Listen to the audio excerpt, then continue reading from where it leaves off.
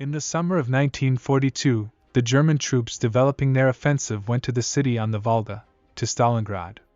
Soviet units could not withstand the onslaught, retreated. The mood of the Germans is elevated, the mood in the ranks of combat. All are waiting for the soonest end of the war, all are sure that the Soviet army is almost destroyed and there is not much left, only to capture the city, and there the victory. That's what Hitler said, and it can't be otherwise, and everyone believes it.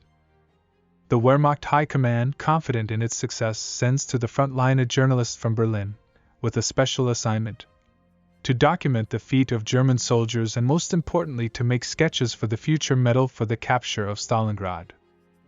So in the ranks of the advancing in the composition of his motorized company rode Benno Zeiser. In his memoirs he told how after one fleeting battle, a Russian defector, who only a few months ago was fighting on the other side, picked up a rifle with a telescopic sight from a dead Red Army soldier. To pass the time, Benno and his fellow soldiers would crawl up an embankment and take turns as snipers. Shooting like that was just an enjoyable pastime, Benno recalls. We never thought of it as cold-blooded murder. It was a sport. We even made up rules. The one who had to shoot would pick a victim and show it to the others. We each had field binoculars, so we could keep track of our hits. And at the end we summarized and wrote down the results: 2 points for each killed and 1 point for each wounded.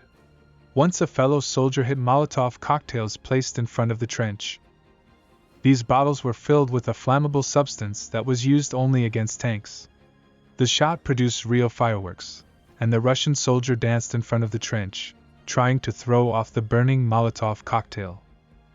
This spectacle caused the German soldiers' Homeric laughter. This shooting, it's just sport, said Benno. It's the same sport for which my friends paid with their lives. We did not shoot to serve our country.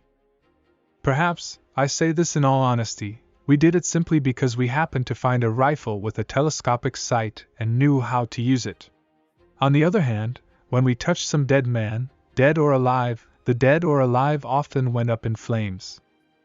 The Russians would plant a small mine under the killed man's gymnoskeleton. From the memoirs of Benno Zeiser, a German infantryman.